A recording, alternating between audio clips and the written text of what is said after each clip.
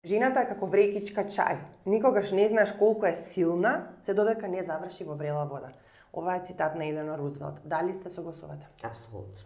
Јас апсолутно се согласувам затоа што познавам многу жени кои никогаш не се откажале, колку се повеќе намака, толку се похрабри, толку се посилни, толку се помудри, кои знаат која им е целта во животот и кои се спремни да по секоја цена да си ги исполнат своите цели, да си го заштитат своето семејство, да се заштитат себе си, своето достоинство, дигнитет, да си обезбедат благосостојба. Секогаш е тоа во насока на сопствена добробит и добробит на семејството и на околината, никогаш во лоша конотација. Да, ќе се надоврзам на уште еден цитат.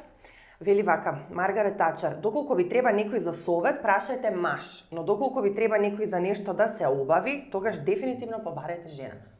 Што видите? Големо име, мислам во секој случај големо значење во однос на самиот цитат. Жените, можеби со самите карактеристики кои што ги поседуваме, нашата истрејност која што ја имаме, и доколку една жена може да балансира, да биде истовремено и домаќинка, да биде мајка, да биде професионалец во професијата која што извршува, а исто така и да одвои време и за политика, тогаш дефинитивно треба да се согласиме со самата изјава, затоа што сме поистрени и многу повеќе размислуваме за последиците од одлуките, значи од действијата кои што ги правиме, а исто така и од одлуките кои што ги носиме.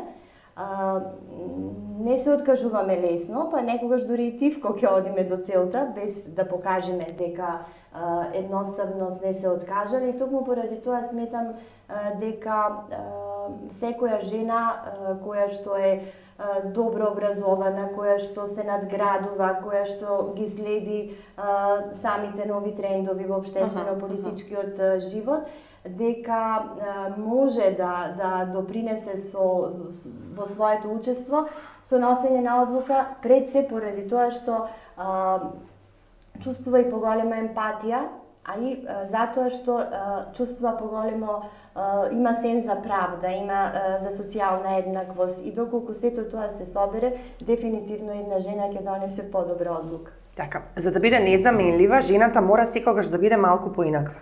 Коко Шанел. Леона? Мислам дека секој човек е незаменлив, не само жената, и секој човек е поинаков на некој собствен начин. Но сепак ова во политички контекст јас би го толкувала дека поинаков во ова општество стигматизирано кон жените и каде што тие се реално и дискриминирани, поинаква значи да се спротиставиш на тој машки, да речам, доминантен свет. Тоа значи да си поинаква.